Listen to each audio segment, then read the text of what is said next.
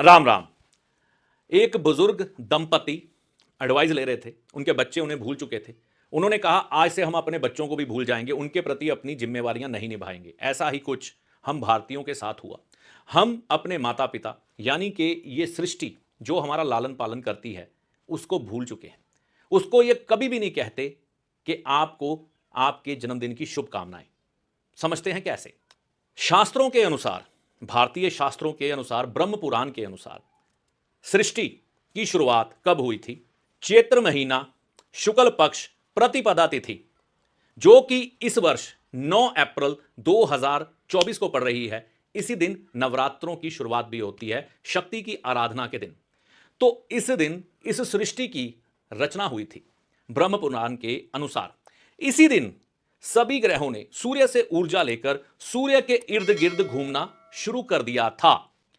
काल गणना यानी कि समय की गणना है ना, इसी दिन से समय की शुरुआत हुई थी, जो कि तिथि थी चैत्र महीना, शुक्ल पक्ष, प्रतिपदा तिथि। तो यहां पर हमें यह समझना है, अगर सृष्टि ने काम करना शुरू किया था तो वो इसी दिन किया था। इस वर्ष वह समय जो है, मैंने जो आपको बताया, किस दिन पड़ रहा है? 9 अप्रैल 2024 को। ठीक है, 2024 इस वर्ष में हम जी रहे हैं। यह है ग्रेगोरियन कैलेंडर, जो कि पश्चिमी देशों के द्वारा अपनाया गया कैलेंडर था। इस दिन ईसा मसीह का जन्म हुआ था। उन लोगों ने उनके जन्म के उपलक्ष्य में इस कैलेंडर की शुरुआत की थी, तो हम ईसा पूर्व इसीलिए कहते हैं। ठीक है ना। तो ये कैलेंडर जैसे जैसे अपनी विस्तार करते हुए अंग्रेज जिस जिस देश में गए, इस कैलेंडर को अपनाने का उन पर दबाव भी डाला। कई देशों ने अपना भी लिया इस कैलेंडर को। भारत में आए तो भारतीय लोगों को भी अपनाने को बोला। ठीक है, जिन लोगों ने नहीं अपनाया उनको बोला ये अप्रैल फूल है। अप्रैल फूल क्यों है? इसकी कहानी भारत से जुड़ी है, क्योंकि हम लोग तकरीबन तकरीबन जो हमारा नव वर्ष आता था ना, जिसे हम विक्रमी संवत के नाम से भी जानते हैं, अप्रैल के नज़दीक या मार्च के आखिर में या अप्रैल के नज़दीक या अप्रैल चलते हुए आता था। जैसे अभी 9 अप्रैल को है तो हमें अप्रैल फूल कहा जाता था। ये अप्रैल के पागल हैं जो नव वर्ष मनाते हैं। नव वर्ष तो दिसंबर में होता, रात को 12 बजे, है ना। उनके हिसाब से ठीक है, उनके भगवान का जन्म हुआ है, बिल्कुल उनके लिए सब ठीक है, वो मनाएं। लेकिन भारतीय सनातनी के अनुसार सृष्टि की रचना जिस दिन हुई है, सृष्टि ने जिस दिन काम करना शुरू किया है, उस दिन को ही नव वर्ष मानते हैं। आप बाहर जाइएगा, अगर आपके नजदीक कहीं कोई गार्डन हो तो वहां पर आपको नए पत्ते वृक्षों पे आते हुए दिखाई देंगे, नए पुष्प खिले हुए दिखाई देंगे, मौसम खुशगवार होगा। ध्यान से देखेंगे तो सृष्टि अपना श्रृंगार कर रही होती है। बहुत सुंदर तरीके के फूल, पीले, नीले, हरे, हर तरफ खिले हुए दिखाई देते हैं। तो कुदरत की शुरुआत इसी दिन को मानी जाती है, यानी कि इस दिन ही भगवान विष्णु ने पहला जीव अवतार भी लिया था। और ग्रहों ने अपनी धुरी पर भगवान सूर्य की परिक्रमा शुरू कर दी थी, काल गणना शुरू हो गई, तो हमारा नव वर्ष होता था ये। तो हमारी मां, हमारे पिता कौन हुए? सृष्टि। हम प्रकृति को ही अपनी मां मानते हैं, यही हमें पालती है। ये धरती ही हमें सब कुछ उत्पन्न करके देती है, और इसके अंदर जल, वायु, अग्नि, नीर जो भी है, इसी के द्वारा हमारा लालन पालन होता है। तो हम भूल गए, हम सनातनी इस बात को भूल गए कि हमारे माता पिता का जन्मदिन कब होता है। जन्मदिन कह लें, है ना, यानी कि हम उनको विश नहीं करते। विश क्या मतलब क्या है? हम अपना नव वर्ष नहीं मनाते, हम मनाते हैं अंग्रेजों का नव वर्ष, जो रात को 12 बजे शुरू होता है, शराब के गिलास के साथ, केक की कटिंग के साथ और अंधकारमय तरीके से। ठीक है, उनके लिए प्रकाश है, उनके देवता का जन्म हुआ, लेकिन हमारे लिए अंधकार है। रात के 12 बजे कभी नए दिन की शुरुआत नहीं होती। नए दिन की शुरुआत जो है, या नव वर्ष की शुरुआत या सृष्टि की शुरुआत सूर्य से मानी गई है। जब सूर्य ने अपनी पहली किरण धरती पर डाली थी, वह समय था यही चैत्र महीना, शुक्ल पक्ष, प्रतिपदा तिथि को। तो हमने यहां पर यह दिन मनाना बंद कर दिया, जिसके कारण सृष्टि ने जो हम लोगों के लिए, सनातन धर्मियों के लिए एक बैलेंस बनाया हुआ था, जैसे हम अपने माँ बाप को भूल गए तो माँ बाप भी कहीं ना कहीं कृपा करना भूल गए। इसीलिए मैंने ये वीडियो आपके लिए बनाया। वो किस्सा याद आ गया तो मैंने कहा एक बार फिर से पुनः प्रयास करता हूं। पहले भी इसके साथ का वीडियो है, लेकिन ये दोबारा बना रहा हूं। अगर हम अपना नववर्ष नहीं मनाएंगे तो हमारे सूर्य ग्रह और नवग्रह कभी भी हमें शुभ फल नहीं दे सकते। अब एक बात आप सोचिए ना, पश्चिमी सभ्यता, क्या रात के 12 बजे डांस करना, शराब पीनी, नॉनवेज खाना, पार्टी करनी, क्या ये नववर्ष की शुरुआत हम मान सकते हैं? होता क्या था, हमारे सनातनी नववर्ष यानी कि चैत्र शुक्ल पक्ष प्रतिपदा तिथि को मंदिरों में जाते थे। भजन कीर्तन होता था। भारत के अलग-अलग राज्यों में नववर्ष को किस नाम से जाना जाता था? जैसे कि कश्मीर में नवरोज कहा जाता था नववर्ष को, पंजाब में बैसाखी कहा जाता था, आंध्र प्रदेश और कर्नाटका में उगादी, महाराष्ट्र में गुड़ी पड़वा। तो ये नाम हमारे नववर्ष के होते थे। अंग्रेज लोग जब हमें नववर्ष मनाते हुए देखते थे तो कहते थे April fool, this guys are April fool, you are bloody April fool people. तो अप्रैल फूल के जनक हम ही हैं कहीं ना कहीं, है ना। तो अप्रैल फूल मनाते हैं, तो अप्रैल में नववर्ष मनाने वालों को अंग्रेज अप्रैल फूल कह के बुलाते थे, ठीक है, जबकि फूल हम नहीं हैं, ठीक है। हम सृष्टि के साथ तालमेल बना के चलते हैं, वो अपने देवता के साथ बना के चलते हैं जो उन्हें उचित लगता है, क्योंकि हर देश हर धर्म ने अपने देवी देवताओं के साथ नववर्ष को जोड़ा है। जो जोड़ना गलत भी नहीं है, उनके लिए ठीक है, लेकिन भाई हमें फूल तो ना कहो, हम फूल तो नहीं है, पागल तो नहीं है ना। हम भी ठीक है, अगर आप ठीक हो तो हम भी ठीक है। तो दूसरे की निंदा करनी यह धर्म सिखाता है क्या कि हम ठीक हैं, हमारे ईसा मसीह इस दिन आए हैं, तो आप इस दिन अगर नववर्ष मनाएंगे तो आप अप्रैल फूल नहीं हैं, अगर आप अप्रैल में नववर्ष मनाएंगे तो आप अप्रैल फूल हैं। विक्रमी संवत जो कि ईसा मसीह से 57 वर्ष पहले का है, तो इससे पहले भी काल गणना थी। मैं जैसे आपको पहले बताया, रामचंद्र जी के दरबार में उनके विवाह के वर्णन में ग्रहों और नक्षत्रों का वर्णन मिलता है, तो नववर्ष हम इसी तरीके से मनाते हैं। अब कुछ एक बातें मैंने सृष्टि की तो आपको बता दी, अब यहां पर यह समझना है कि इस नववर्ष में और क्या परिवर्तन होते हैं। हमारी नींद छोटी हो जाती है, दिन का समय बढ़ जाता है, रात छोटी हो जाती है, इसलिए नींद भी छोटी हो जाती है। जो खून हमारा जम चुका होता है, सर्दियों में आप देखिए ना, जैसे जैसे टेम्परेचर बढ़ता है हर चीज की गति कम हो जाती है, और जब खून का प्रवाह बॉडी में अच्छे से नहीं हो पाता तो हमारे शरीर को आलस्य आता है, ठीक है, और हम सुस्त हो जाते हैं, सुबह जल्दी नहीं उठते, ब्लड ठंडा होता है, बॉडी हीट अप नहीं होने पड़ती, इतनी जल्दी हो नहीं पाती। और जब ये महीना अभी आ गया ना अप्रैल का, है ना, और नववर्ष आ गया, हिंदू नववर्ष, सनातन नववर्ष, अब गर्मियों में जब दिन बड़े हुए तो क्या हुआ, हमारे शरीर के अंदर जो जमा हुआ खून था वो धीरे धीरे करके नववर्ष के नजदीक आकर पतला हो गया और खून का दौरा बढ़ने लगा, क्योंकि गर्मी के साथ खून तेजी से चलता है।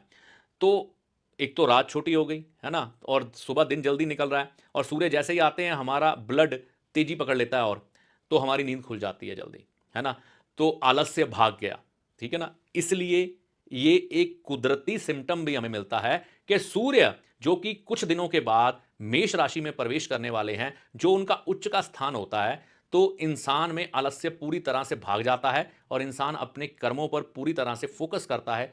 यानी कि कहीं ना कहीं एक तरक्की करने का समय, हमें काम करने का समय ज्यादा मिलता है, दिन बड़ा मिलता है, जबकि आलस्य का समय, रात, वो कम हो जाती है। ब्रह्म पुराण के अनुसार इसी दिन देवी देवताओं ने अपना कार्य आरंभ किया था सृष्टि को चलाने के लिए। भगवान विष्णु ने भी इसी दिन अवतार लिया था, पहले जीव रूप में। भगवान राम ने शक्ति की आराधना करके नवरात्रों में, चैत्र नवरात्रे में अपनी शक्तियों को प्राप्त किया था, और हमारा ये पर्व नव वर्ष इसी से जुड़ा है, दुर्गा की आराधना से और भगवान विष्णु जी की, भगवान सूर्य की आराधना से।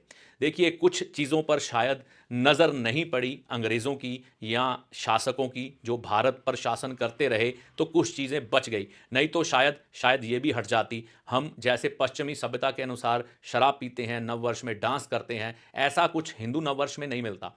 ये धार्मिक तौर पर हम मंदिर में जाते हैं, अपने इष्ट की आराधना करते हैं। जैसा कि आपको पता ही होगा, पूरे भारत में नए सेशन की शुरुआत, है ना, स्कूलों में होती है, इसी दिन होती है। ये बच गया, इस पर नजर नहीं पड़ी, क्योंकि ज्ञान है ना, ये सूर्य के साथ जुड़ा हुआ है, तो सूर्य का ये ज्ञान इसी दिन, मतलब थोड़े दिन पहले, आमतौर पर अप्रैल के 1, 2, 3, 4 तारीख पर नए कक्षाएं लगनी शुरू हो जाती हैं। कई तो शायद हिंदू नववर्ष के अनुसार ही लगाते हैं। और बही खाते 31 तारीख को बंद हो जाएंगे, नए शुरू हो जाएंगे, इस पर भी नजर नहीं पड़ी, नहीं तो शायद ये भी बदल जाते। तो ये कुछ चीजें बच गई, जो एक सबूत, कहते हैं ना, कातिल को पकड़ने के लिए सबूत चाहिए, तो ये सबूत है कि हमारा जो समाज था सनातनियों का, वह इन्हीं चीजों को लेकर चलता था, इन्हीं चीजों से नई शुरुआत होती थी, खाते नहीं चलते थे, कक्षाएं बदल जाती थी, और नववर्ष मनाते थे हम। अब क्या कर सकते हैं, है ना, कि हमें इस सृष्टि के साथ जुड़ने का अवसर मिले।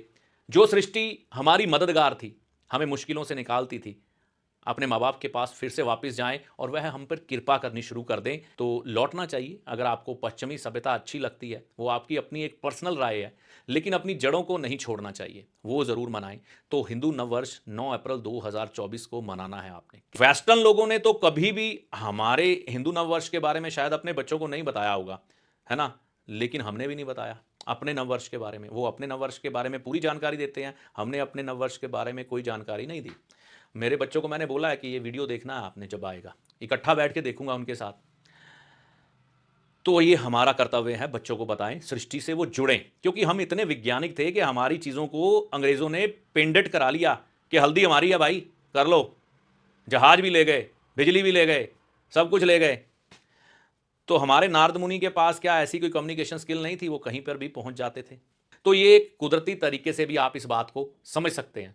यहां पर यह समझना है, इस दिन ही देवी देवताओं ने सृष्टि को चलाने के लिए कार्य किया। भगवान विष्णु ने जीव अवतार लिया, भगवान श्री राम ने चैत्र शुक्ल पक्ष प्रतिपदा को शक्ति की आराधना की, जो कि चैत्र नवरात्रे के नाम से कहलाती है, और अपनी पुनः शक्तियां हासिल करके विजय की प्राप्ति की। हम क्या कर सकते हैं इस नव वर्ष में? भगवान के मंदिर में जाएं सुबह के समय, 9 अप्रैल। इंग्लिश तिथि इसलिए बता रहा हूं कि अभी आपको आदत नहीं है। एक पंचांग लेके आना, ये देख रहे हैं ना आप कैलेंडर, ये अपने घर में लाके टांगो। यही तुम्हारी शुरुआत होगी अपनी जड़ों से जुड़ने की। और मंदिर में जाकर आपने भगवान के आगे प्रार्थना करनी है कि हे जगत रचिता, आपको सृष्टि की रचना की बहुत सारी शुभकामनाएं। अपने बच्चों को, अपने परिवारजनों को, अपने प्रियजनों को अपने नववर्ष की शुभकामनाएं दें। देखिए ना, पश्चिमी लोग क्या उन्होंने हैप्पी न्यू ईयर मनाना छोड़ा? उन्होंने क्या हमारा नववर्ष मनाना शुरू कर दिया? नहीं किया ना। तो वो आप मनाना चाहते हैं, आपकी एक पर्सनल राय, लेकिन अपना मत छोड़ो ना यार। अगर आप ऐसा चाहते हो कि आपके बच्चे आज्ञाकारी बने, आपके जीवन में सुख आए, तो मैं की प्याली पकड़ के नहीं आएंगे। ये टेम्पररी होंगे, ज़्यादा लंबे नहीं चलेंगे, ठीक है। तो ये आपने विशेष देनी है।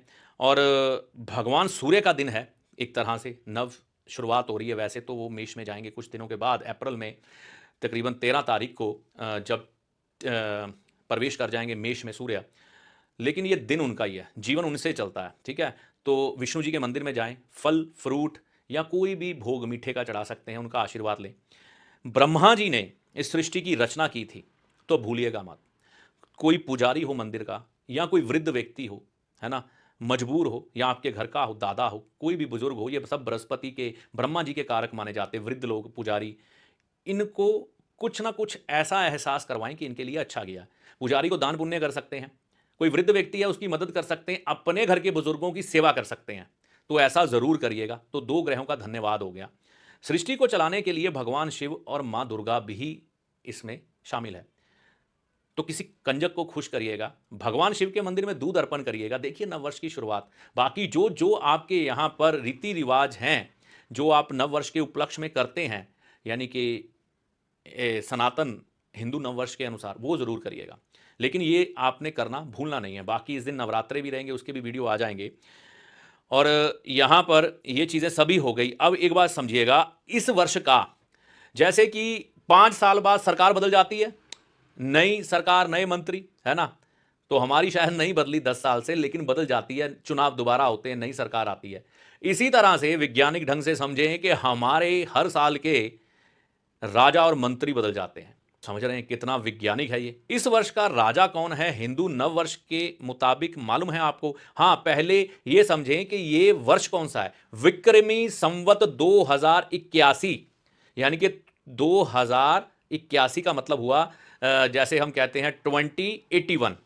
तो 2081 वर्ष में हम प्रवेश करने जा रहे हैं विक्रमी संवत के अनुसार। लेकिन उससे पहले भी काल गणना थी, वो कहाँ गई कहाँ नहीं गई, वो बात की बातें हैं, उस पर विचार नहीं करेंगे। तो मंगल देव राजा और शनि देव मंत्री आ रहे हैं इस साल के। तो अब परिणाम क्या मिलने वाले हैं? तो जब राजा मंगल हो और मंत्री शनि हो, तो एक बात समझिएगा, दुनिया में नए वाद विवाद, झगड़े उत्पन्न हो सकते हैं। इंसाफ की कुछ बातें होंगी, विरोधाभास होंगे। हो सकता है दुनिया में कुछ नए झगड़े या देशों में युद्ध छिड़ जाए, संभव है। दुर्घटनाएं, रेल दुर्घटनाएं, प्लेन की दुर्घटनाएं हो सकती हैं, हादसे अधिक हो सकते हैं। शेयर बाजार फ्लक्चुएट करेगा। शेयर बाजार में इन्वेस्टमेंट करने वाले सावधान रहें। वैसे तो मैं कहता ही नहीं कि करो, ठीक है ना, तो सावधान रहें, सोच समझकर ट्रेडिंग करें। लड़ाई झगड़े से बचना है, आमतौर पर जहां तक हो संयम धारण करके निकल जाए। मोटे तौर पर लड़ाई झगड़े वाला साल है, कुछ बड़े परिवर्तन होने वाले हैं, कुछ बड़ी इन्वेंशन आने वाली हैं जो इस संसार को बदल के रख देंगी। हाँ, ये साल आक्रामक रहेगा थोड़ा, मतलब वाद विवाद, युद्ध, दुर्घटनाएं, प्राकृतिक आपदाएं अधिक देखने को मिल सकती हैं, क्योंकि दोनों जो ग्रह है ना अग्रेसिव ग्रह हैं, तो अग्रेसिव ग्रह होने के कारण ऐसी घटनाएं देखने को मिलती हैं। क्योंकि ये सरकार के साथ भी जुड़ता है, तो राजा मंगल है, शनि मंत्री है, चुनाव होने के बाद जो भी सरकार नई चुन के आती है, हो सकता है कुछ ऐसे निर्णय ले जो थोड़े सख्त हो, कुछ नए नियम लागू हो सकते हैं जो कि जनता की बेहतरी के लिए हो। तो चंद्र का उपाय करते रहें, भगवान शिव के मंदिर में दूध मंडे के दिन अर्पण करते रहें, और अगर आपको दूध का दान या लिक्विड दान मना है तो फिर मत करिएगा, ठीक है। तो ये नव वर्ष के बारे में जानकारी थी, जिसे जानकर आप अपने जीवन को सुखमय बना सकते हैं। तो अपनी जड़ें छोड़नी नहीं चाहिए, मजबूती से पकड़नी चाहिए, तभी आपको ये सृष्टि आशीर्वाद देती है। जो व्यक्ति अपनी जड़ें छोड़ देता है, अपने संस्कार भूल जाता है, उसका विनाश तय होता है। तो खुद अपने लिए नहीं, अपने बच्चों को भी ये चीजें बताओ, मंदिर में लेके जाओ, भगवान के दर्शन कराओ और सृष्टि दिखाओ। बेटा ये देखो नए पत्ते आ रहे हैं, नए फूल आ रहे हैं, नए फल आ रहे हैं, सृष्टि की शुरुआत हो रही है। इसे कहते हैं नववर्ष। और ये नववर्ष सूर्य की पहली किरण के साथ शुरू होता है। हर तरफ धार्मिक वातावरण होता है, ब्रह्मा विष्णु महेश के साथ जुड़ा है, दुर्गा के साथ जुड़ा है हमारा नववर्ष। ये बातें अगर हम भूल गए, ये बातें ना बता पाए, तो जिम्मेवार तो हम ही हैं। हो सकता है वीडियो लंबा हो गया हो, लेकिन किसी बात को समझने के लिए लंबा जाना पड़ता है। अगर आप शॉर्ट देखने के शौकीन है ना, तो ये भी एक राहु की आदत है कि शॉर्ट में सारा ज्ञान मिल जाए। वो अधूरा अधपक्का ज्ञान होता है जो शॉर्ट का होता है ना। ये बात समझिएगा कि 1 मिनट में लोग आपको क्या समझा देंगे, है ना। तो जैसे बच्चे छोटी उम्र में ज़्यादा समझदार नहीं होते ना, तो शॉर्ट देखने वाले भी वैसे ही होते हैं। कई चीज़ों को समझने के लिए जब हम उसे सुनते हैं, देखते हैं, तो हमारी बुद्धि भी साथ में सक्रिय होकर उस बात के साथ जीती है, कल्पनाएं करती है कई। फिर उस बात में हम गहरा उतर पाते हैं, फिर हमारे भीतर तक वो बात चली जाती है। बस इससे ज़्यादा नहीं जाऊंगा, नहीं तो आप कहीं चैनल को अनसब्सक्राइब करके ना चले जाएं। तो आपको हिंदू नव वर्ष की कुछ समय पहले ही हार्दिक शुभकामनाएं। ऐसी इच्छा रखता हूं कि आपके जीवन में ये नव वर्ष कुछ अच्छा लेके आए, और जो चीज़ें आपको कुदरत, ये सृष्टि नहीं दे रही, ये प्रकृति नहीं दे रही, शायद इस पूजन के बाद देना शुरू कर दे। हर बात के लिए उपाय पर्सनल करने जरूरी नहीं है। सृष्टि से, प्रकृति से जुड़ जाएं, क्योंकि हम उससे ही उत्पन्न हुए हैं। अगर उसके साथ मिल जाएंगे ना पूरी तरह से, तो ये पूरा ब्रह्मांड हमारा है, ये पूरा ब्रह्मांड हमारा है। आत्मा से परमात्मा बन जाएंगे। बस सृष्टि को समझना है, सृष्टि के साथ जीना है, सृष्टि बन के ही रहना है, सृष्टि के सहायक बनना है, सृष्टि के विपरीत नहीं चलना। फिर आपको ये प्रकृति माँ अपने में संभालेगी और जो आपकी इच्छा होगी वो पूरी होगी। बस इतना ही। इस वीडियो में दी गई जानकारी का लाभ माता रानी की कृपा से आपको होगा। नवरात्रों की भी बहुत सारी शुभकामनाएं। जय माता दी।